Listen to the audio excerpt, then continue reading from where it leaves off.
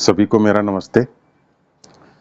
कुछ सीकर्स ने प्रश्न पूछा है कि जो नार्सिसिस्ट्स हैं उनके विक्टिम्स के ऊपर तो बहुत सारे वीडियोस बनाए गए हैं, लेकिन ऐसे लोग जो नार्सिसिस्टिक डिसऑर्डर से प्रभावित हैं या डायग्नोस्ड हैं उनके लिए कोई ज़्यादा वीडियोस नहीं बनाए गए हैं। क्या उनके लिए भी कोई ट्रीटमेंट प्लान है? क्या उनके लिए भी कुछ बताया जा सकता है? क्या उनके लिए भी कुछ किया जा सकता है? तो ऐसे प्रश्न पूछे गए हैं। तो मैं ये इस पे कहना चाहता हूँ कि निश्चित रूप से उनके लिए एक ट्रीटमेंट प्लान हो सकता है। और जनरली इसके बारे में बात ना करने का कारण ये है क्योंकि जो लोग भी नार्सिसिस्टिक डिसऑर्डर से प्रभावित हैं उनके अंदर सेल्फ अवेयरनेस की कमी होती है। तो वो अपने बिहेवियर के बारे में, क्या अपने कंडक्ट के बारे में, अपने व्यवहार के बारे में उसको स्क्रूटिनाइज नहीं कर पाते हैं, उसके ऊपर विचार नहीं कर पाते हैं कि वो किस प्रकार का व्यवहार है, उसका दूसरे के ऊपर क्या इम्पैक्ट पड़ रहा है, इसको एसेस नहीं कर पाते हैं, उसको स्क्रूटिनाइज नहीं कर पाते हैं। लेकिन हमारे शास्त्रों में अपोहना मूवमेंट के बारे में बताया गया है जो कि बहुत इम्पोर्टेंट है। हम सब जैसे मछली जो होती है वो पानी के अंदर तैरती है, गहराई में तैरती है, लेकिन ऑक्सीजन लेने के लिए ऊपर आती है। उसी प्रकार से हम सब के जीवन में हम लोगों को एक भगवान ने अपोहना मोमेंट दिया है। अपोहना मोमेंट में हम सब चाहे किसी भी प्रकार का कोई भी डिसऑर्डर हो, हम सब अपनी जो बेसिक सेल्फ है उसको विजिट जरूर करते हैं। किसी ना किसी पल हम जरूर विजिट करते हैं। तो अगर हम उस वक्त जब अपनी सेल्फ अवेयरनेस को विजिट कर रहे हों तो उस वक्त हमारे अंदर ये कैपेसिटी होती है कि हम अपने बारे में स्क्रूटिनाइज कर सकें, इंट्रोस्पेक्ट कर सकें, चाहे हमारे अंदर कोई भी डिसऑर्डर हो। तो अपोहना मोमेंट का कोई इस्तेमाल करके निश्चित रूप से अपने अंदर सेल्फ अवेयरनेस को ट्रेस कर सकता है और अपने आप को इंट्रोस्पेक्ट कर सकता है, अपने बारे में पता लगा सकता है, अपने आप का मूल्यांकन कर सकता है। साथ ही साथ कभी कभी ऐसा होता है कि हम सब कुछ स्पिरिचुअल प्रोग्राम्स इत्यादि अटेंड करते हैं, ऑफिस की तरफ से कोई स्पिरिचुअल प्रोग्राम है उसमें गए, तो वो हमें कंपल्सरली अटेंड करना ही होता है। तो जब हम वहाँ अटेंड करते हैं तो वहाँ पे भी अवेकनिंग होने की पॉसिबिलिटी रहती है, हमारे अंदर वहाँ पे भी सेल्फ अवेयरनेस आ सकती है। इसी के साथ साथ हमने देखा है कि पहले हम लोगों के घर में बड़े बूढ़े जो होते थे वो सबकी कमी बताते थे, गलतियां बताते थे। तो वो जब हमारे बड़े हमको डांटते हैं, हमारी कोई कमी निकालते हैं, तो उससे भी हमारे अंदर अवेकनिंग आ सकती है और हमारे अंदर सेल्फ अवेयरनेस आ सकती है। तो अगर हमारे अंदर इस तरीके की कोई सेल्फ अवेयरनेस है तो इससे कुछ फिर फर्क नहीं पड़ता कि हमारे अंदर कौन सा डिसऑर्डर है, हम उसको मैनेज कर सकते हैं। तो जनरली क्या हम इसमें ट्रीटमेंट प्लान हमारे साथ हो सकता है? तो 3 स्टेप्स में हमें इसके बारे में बात कर सकता हूँ। और पहला स्टेप है अवेयरनेस। अगर एक बार आ गया है, हमारे अंदर अवेयरनेस आ गई है, हम अपने बिहेवियर को, अपने कंडक्ट को और सेल्फ को स्क्रूटनाइज कर सकते हैं, मूल्यांकन कर सकते हैं, तो हमें धीरे धीरे इसे और घना करते जाना है। तो सेल्फ अवेयरनेस से ही हमारा लेवल ऑफ बीइंग ऊपर उठता है। यानी हमारा क्या व्यवहार है, हम कैसा महसूस करते हैं, हम क्या हैं, बस हमें इसको लेकर के अवेयर रहना है। जब हम अवेयर रहते हैं तो जरूरी नहीं है कि हम अपने बिहेवियर को बदलें, हमें सिर्फ अवेयर रहना है। नॉन जजमेंटल वे में हमें अवेयर रहना है, बाकी का काम लाइट ऑफ अवेयरनेस खुद कर देती है। तो बस हमें अवेयर रहना है। निश्चित रूप से कोशिश हम सबकी यही रहती है कि अगर हम अवेयर हैं तो थोड़ा हम अपने आप को बदलें भी, लेकिन अगर हम नहीं बदल पा रहे हैं तो फिर कोई बात नहीं है। अगर हम नहीं बदल पाने वाली सिचुएशन को लेकर के फिर अवेयर हैं, फिर उसमें भी हम देखेंगे धीरे धीरे चेंज होगा। तो इस तरीके से हम चाहे सफल हों चाहे असफल हों, सफलता को भी के प्रति भी हमें अवेयर रहना है, असफलता के प्रति भी अवेयर रहना है। रिजल्ट चाहे कोई भी हो, हमें नॉन जजमेंटल वे में सिर्फ अपने आप को अवेयर रखना है। जितना हम अपने डिसऑर्डर्स के बारे में अवेयर रहेंगे उतना हमारा लेवल ऑफ बीइंग ऊपर उठेगा। तो लेवल ऑफ बीइंग कैसे उठता है? सबसे पहले हम अपने नार्सिसिस्टिक पर्सनैलिटी डिसऑर्डर के बारे में अवेयर होते हैं। जब हम उसके अंदर लाइट ऑफ अवेयरनेस लेके जाते हैं, उसके प्रति हम कॉन्शियस होते हैं, तो फिर हम जो है सेल्फ कंटेम्प्ट हम महसूस करते हैं। अपने बारे में हम सोचते हैं कि क्या मैंने गलत किया, बहुत गलत किया, ये एटीट्यूड सही नहीं था, इनके साथ गलत किया, उनके साथ गलत किया। सेल्फ कंटेम्प्ट हमारे अंदर आती है। सेल्फ कंटेम्प्ट के साथ ये सब एक नेसेसरी स्टेप है। जब आप अवेयरनेस लाएंगे तो सेल्फ कंटेम्प्ट होगी ही होगी, लेकिन इससे निराश नहीं होना है, सेल्फ कंटेम्प्ट के प्रति भी आपको अवेयर होना है। तो फिर अवेयरनेस बढ़ाएंगे तो एक एलियनेशन महसूस होगा, आप एलियनेटेड महसूस करेंगे, आप दूसरे से ऐसा लगेगा कि जैसे कट रहे हैं। ये नेसेसरी प्रोसेस है, एलियनेशन एक नेसेसरी प्रोसेस है, लेकिन घबराना नहीं है, एलियनेशन के प्रति भी आपको अवेयर रहना है। तो जब आपके अंदर self content self narcissistic personality disorder के अंदर आप रे ऑफ लाइट ले जाएंगे तो धीरे धीरे आपको एलियनेशन महसूस होगा। अंदर जो आपने इनसिक्योरिटी को कवर किया हुआ था, वो इनसिक्योरिटी और ट्राउमास जो है ऊपर सरफेस पर आएंगे, आप एलियनेटेड महसूस करेंगे, लेकिन घबराना नहीं है, फिर से अवेयर होना है। आपने पहला स्टेप तय कर लिया। दूसरा स्टेप क्या है? दूसरा स्टेप ये है कि फिर से वो डिसऑर्डर जो है अपने आप को एक डिफेंस मैकेनिज्म की तरीके से आप अपने आप को सामने लाएगा, फिर से कोशिश करेगा आपको ग्रिप करने की, लेकिन अब की बार थोड़ा मॉडरेट वे में करेगा। कैसे आप करेगा? आप अपने आप को फिर से समझेंगे कि आप दूसरे से अलग हैं, आप थोड़ा यूनिक हैं, फिर आप उसके प्रति अवेयर रहिए। जब अवेयर रहेंगे तो आप देखेंगे एक नया प्रोसेस शुरू हो गया। आप अपने जो भी इनसिक्योरिटी की फीलिंग्स हैं, एलियनेशन की फीलिंग्स हैं, उनको इंटीरियराइज कर लेंगे। इंटीरियराइज करने का मतलब है, जैसे आप देखते हैं कि कुछ लोग, जैसे पुलिस के आने पर चोर जो है सिम कार्ड खा गया, या कोई कागज है जिसमें सबूत है, सबूत खा गया।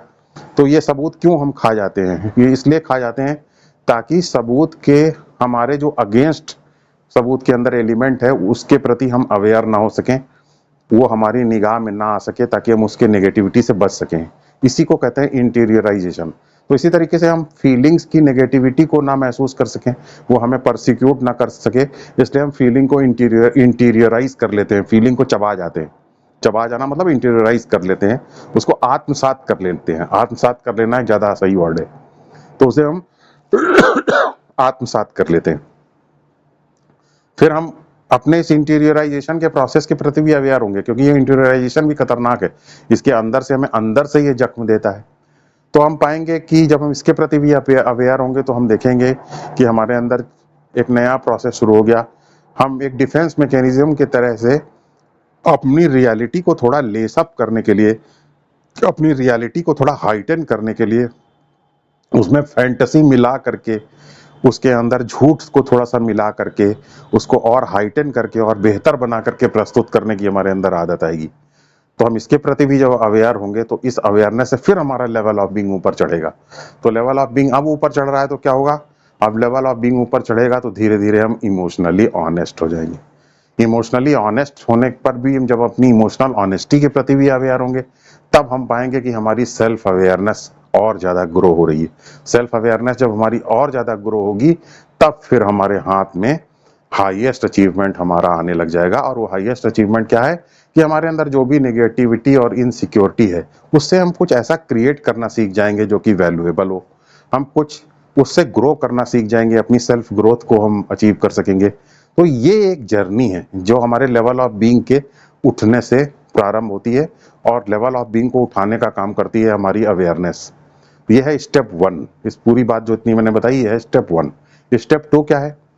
बहुत सारे ऐसे पश्चिमी साइकोलॉजिस्ट्स का ऐसा कहना है, पूरी दुनिया के सबसे बड़े जो साइकोलॉजिस्ट हैं, उनका ऐसा कहना है कि नार्सिसिस्टिक पर्सनैलिटी डिसऑर्डर का अपोजिट है नथिंगनेस।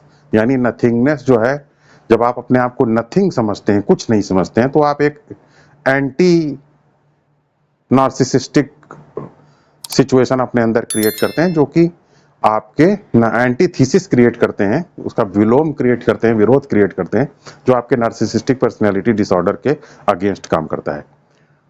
लेकिन अगर आप जैसे अपने आप को नथिंग बार बार समझने लगे, नथिंग नथिंग हूं मैं, नथिंग हूं, तो इससे जो इस तरीके के जो नथिंगनेस के सेल्फ अफर्मेशंस हैं, इनसे नार्सिसिस्टिक पर्सनैलिटी डिसऑर्डर के ऊपर ज्यादा असर नहीं पड़ेगा, ऐसा मैंने अपने अनुभव में देखा है। क्यों ज्यादा अनुभव नहीं पड़ेगा? क्योंकि अफर्मेशंस जो हैं उनके अंदर ऑब्जेक्टिव टेस्टिंग नहीं होती है। आप अपने आप को बार बार कहेंगे कि मैं नथिंग हूं, नथिंग हूं, इससे आप खुद नथिंग थोड़ी हो जाते हैं। तो ऑब्जेक्टिव टेस्टिंग ना होने से अफर्मेशंस काम या तो बहुत ही ज्यादा धीरे करते हैं, और या काम ही नहीं करते हैं इस तरीके की सिचुएशंस में।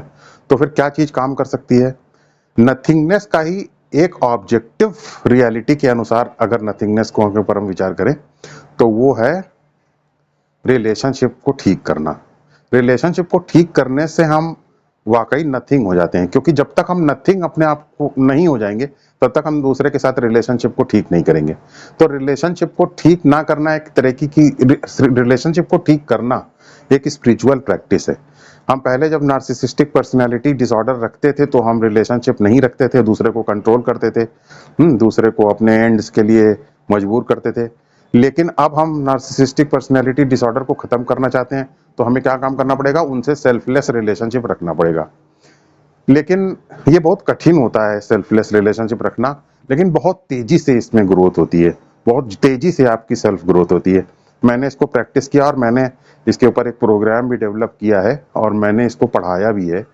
लेकिन अगर मैं इसको ठीक से प्योर फॉर्म में अगर पढ़ा दूं रिलेशनशिप मैनेजमेंट को तो लोगों की तबीयत खराब होना शुरू हो जाती है।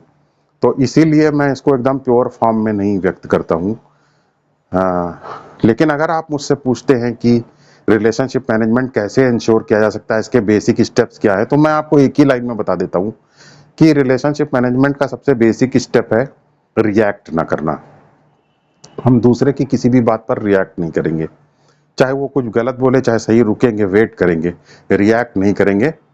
और चूंकि हमारा पहले नार्सिसिज्म का इतिहास रहा है तो रिएक्ट नहीं करना हमारे लिए ज़्यादा ज़रूरी है, क्योंकि हमारी रिएक्ट करना ही हमारा बेसिक एटीट्यूड रहा है। तो रिएक्ट करना बिल्कुल बंद कर देंगे। और जब हम रिएक्ट करना बंद कर देंगे तो चूंकि हमारा नार्सिसिस्टिक पर्सनैलिटी डिसऑर्डर का इतिहास भी रहा है तो दूसरे हमारे ऊपर ट्रस्ट नहीं करेंगे, वो सोचेंगे पता नहीं शायद कोई बड़ी योजना बना रहा है इसलिए रिएक्ट नहीं कर रहा है। तो इसलिए वो ऐसा ना सोचें कि हम कोई बड़ी योजना बना रहे हैं, तो हमें रिस्पॉन्ड करना भी शुरू करना पड़ेगा, एक्ट करना भी शुरू करना पड़ेगा, गुड मॉर्निंग गुड इवनिंग भी कहना शुरू करना पड़ेगा, नमस्कार कहना भी शुरू करना पड़ेगा। तो इस प्रकार जिन लोगों को हम कभी कुछ नहीं समझते थे उनको नमस्कार करना, उनकी बात पर रिएक्ट ना करना, ये है ऑब्जेक्टिवली नथिंग होना। जब तक आप ऑब्जेक्टिवली नथिंग नहीं होंगे तब तक आप ये काम नहीं कर सकते हैं, क्योंकि इस प्रकार जब आप नथिंग होते हैं तो उसके अंदर रियलिटी टेस्टिंग होती है, उसके अंदर ऑब्जेक्टिविटी होती है, और ये वाकई में काम करता है नार्सिसिस्टिक पर्सनैलिटी डिसऑर्डर के अगेंस्ट बहुत ही तेजी से। लेकिन इसके साथ आपको कुछ बातें याद रखनी होंगी जो बहुत जरूरी हैं। वो ये हैं कि जनरली लोग बहुत कहते हैं कि पर्सनैलिटी के अंदर एग्रेशन होता है, हमें अपनी पर्सनैलिटी को जो है पैसिव बना लेना चाहिए, पर्सनैलिटी की पैसिविटी उसको थोड़ा सा उसकी सक्रियता को कम करना चाहिए, क्योंकि पर्सनैलिटी जितनी ज़्यादा सक्रिय होगी उतना ही हमारी स्पिरिचुअल ग्रोथ या सेल्फ की ग्रोथ नहीं होगी, हमारे बेसिक सेल्फ की ग्रोथ नहीं होगी। ये सब बातें तो सही हैं, लेकिन आपको मैं एक बात बता दूं और वार्न कर रहा हूं मैं आपको कि पर्सनैलिटी के अंदर आपके एक डिफेंस मैकेनिज्म भी छुपा होता है। आप देखिए, आपसे दूसरे लोग बदतमीजी नहीं करते हैं, दूसरे लोग आपको गाली नहीं देते हैं, इसकी वजह आपकी पर्सनैलिटी है, क्योंकि आपसे डरते हैं। क्योंकि आप जानते हैं कि आप बवाल कर देंगे, ड्रामा खड़ा कर देंगे, बवाल काट देंगे, गाली गलौज करने लगेंगे, मारपीट करने लगेंगे, ये सब पर्सनैलिटी की वजह से ही होता है। तो पर्सनैलिटी हमारी डिफेंस मैकेनिज्म है। तो जब हम रिलेशनशिप दूसरे से ठीक करते हैं और एक्ट करना शुरू करते हैं और रिएक्ट करना बंद कर देते हैं, रिस्पॉन्ड करना शुरू करते हैं, गुड मॉर्निंग गुड इवनिंग करते हैं, सेल्फलेस रिलेशनशिप रखना शुरू कर देते हैं, तो उससे फिर हमारी पर्सनैलिटी बिल्कुल सस्पेंड हो जाती है। और जब पर्सनैलिटी सस्पेंड हो जाती है, पर्सनैलिटी ब्रेक हो जाती है, तो हमारा डिफेंस मैकेनिज्म भी खत्म हो जाता है। और जब हमारा डिफेंस मैकेनिज्म खत्म हो जाता है तो हम खतरे में आ जाते हैं। खतरे कई प्रकार के होते हैं। पहली बात तो जिन लोगों को हमने सताया होता है वो लोग हमारे ऊपर आक्रमण कर देते हैं, वो लोग हमारे ऊपर टूट पड़ते हैं और हमको बुरा भला कहने लगते हैं। तो जो लोग पहले हमारे सामने थर थर कांपते थे वही लोग अब हमारे ऊपर अटैक कर रहे हैं, तो उससे हमारी सिचुएशन बहुत ज़्यादा खराब हो जाती है। उनसे हम निपट सकते हैं लेकिन फिर भी हम मजबूर हैं, हम निपट नहीं सकते हैं, क्योंकि हमने ऐसा अपने अंदर प्रॉमिस किया हुआ है कि हम ऐसा नहीं करेंगे। तो उससे हमारी पर्सनैलिटी पूरी तरीके से टूट जाती है। तो हमें रिलेशनशिप मैनेजमेंट के हिसाब से कोई भी स्टेप अगला नहीं लेना है, हमें इसी तरीके से दुख में जीना है। लेकिन मैं आपको ये सजेस्ट करूंगा कि ये सही तरीका नहीं है, दुख में हमें नहीं जीना चाहिए, हमें एक ऑल्टरनेटिव डिफेंस मैकेनिज्म खड़ा करना चाहिए। और वो ऑल्टरनेटिव डिफेंस मैकेनिज्म हमारा तीसरा स्टेप है। और वो तीसरा स्टेप क्या है? तीसरा स्टेप है कैथारसिस करना। कैथारसिस एक बहुत ही इंपॉर्टेंट स्टेप है। कैथारसिस हमें 2-3 तरीके से करना चाहिए। पहला कैथारसिस तो हमें ये करना चाहिए कि हमें फिजिकली जिन लोगों ने भी हमको सता रहे हैं इस वक्त, या जो लोगों ने जो भी हमारे अंदर पेन है दो लोगों को लेकर के, उसको हमें उन लोगों को हमें तकिया पे इमेजिन कर लेना चाहिए और तकिए को घूसा मारना चाहिए। तो इस प्रकार जब हम घूसा मारते हैं तो पहले तो ये हमें absurd लगता है, लेकिन धीरे धीरे हमारा गुस्सा निकलना शुरू हो जाता है और हमारा गुस्सा धीरे धीरे निकलना शुरू हो जाएगा और हम आराम महसूस करने लग जाते हैं। फिर हमें साइकोलॉजिकल कैथारसिस भी करना चाहिए। माइंड के थिएटर में उन लोगों को इमेजिन कीजिए जिन्होंने आपको दुख दिया है और उनको खूब पीटिए और अपने आप को उनको पीटता हुआ देखिए। तो आप ऑब्जर्व करेंगे, जब विटनेस करेंगे तो आपका अंदर का पेन और दुख निकलना शुरू होगा। जनरली जब हम किसी से बदला लेते हैं तो दुख पूरी तरीके से नहीं निकल पाता है। इसका कारण ये है क्योंकि जब हम बदला लेते हैं तो बाहर की सिचुएशंस हमें अलाउ नहीं करती हैं कि हम पूरी तरीके से बदला ले सकें, और साथ ही साथ उसके भी हमसे बदला लेने का खतरा बना रहता है। तो उससे हम पूरी तरीके से बदला लेकर के अपनी पेंट अप फीलिंग्स को रिलीज नहीं कर पाते हैं। इसलिए कैथारसिस एक बहुत ही इंपॉर्टेंट स्टेप है जिससे कि हम अपनी पेंट अप फीलिंग को रिलीज करते हैं। बोथ फिजिकल कैथारसिस भी और साइकोलॉजिकल कैथारसिस भी, यानी तकिया पे घुसा मार मार के भी या पंचिंग बैग में घुसा मार करके भी, और साथ ही साथ माइंड में इमेजिन करके कि मैं उनको मार रहा हूँ, पीट रहा हूँ। तो ये दोनों तरीके से कैथारसिस करना है। और साथ ही साथ जब बड़ी नेगेटिविटी हो तो उसको पेन डाउन भी करना है, कागज पे लिखना है। लिखने से हमारे अंदर की जो सारी गंदगी होती है वो कागज पे आ जाती है और बाद में कागज को जला देना है। इसे कहते हैं कैथारसिस। तो ये एक हमें सपोर्ट देता है, ये हमें पेन से लड़ने में मदद करता है, which is as good as a defence mechanism, जो कि डिफेंस मैकेनिज्म जैसा ही है। और उसी के साथ साथ हमें जाप भी करना चाहिए। जाप कैसे करना है टॉक्सिक रिलेशनशिप में, इसके लिए मैंने लिंक दिया हुआ है डिस्क्रिप्शन बॉक्स में। उसके हिसाब से टेक्निक को सीख लेना है और उस तरीके से करना है। तो ये है हमारा स्टेप 3। तो पहला स्टेप है हमें अपने डिसऑर्डर के प्रति अवेयर रहना है, उसके अंदर लाइट ऑफ अवेयरनेस को ले जाना है और ग्रेजुअली हमारे अंदर जो भी विकास होता है उसको उसका हमें साक्षी बनना है, विटनेस करना है उसको, और अपने लेवल ऑफ बीइंग को बढ़ते हुए देखना है, अवेयरनेस के को ग्रो करते जाना है।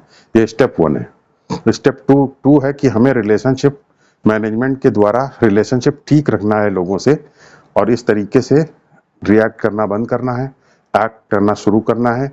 यह है हमारा स्टेप 2, ताकि हम अपने नार्सिसिज्म को पूरा नेकेडनेस के साथ फेस कर सकें। ये स्टेप 2। स्टेप 3 है कि जब हम रिलेशनशिप मैनेजमेंट करते हैं तो हमारी पर्सनैलिटी टूट जाती है, उसका आर्किटेक्चर कोलैप्स हो जाता है। तो हम एक नया आर्किटेक्चर ग्रो कर सकें, एक नई पर्सनैलिटी बना सकें, एक नया डिफेंस मैकेनिज्म खड़ा कर सकें, इसके लिए हमें कैथारसिस करना पड़ता है और गुरु की हमारे साथ श्रद्धा और सपोर्ट रहना चाहिए, और गुरु की पर्सनैलिटी की ताकत को हमें यूज कर लेना चाहिए ताकि हम अपनी पर्सनैलिटी ना होने पर गुरु की पर्सनैलिटी का सहारा लेकर के अपना काम चला सकें। और साथ ही साथ जाप करना चाहिए, कैथारसिस करना चाहिए, गुरु की पर्सनैलिटी का उपयोग करना चाहिए। ये है स्टेप 3।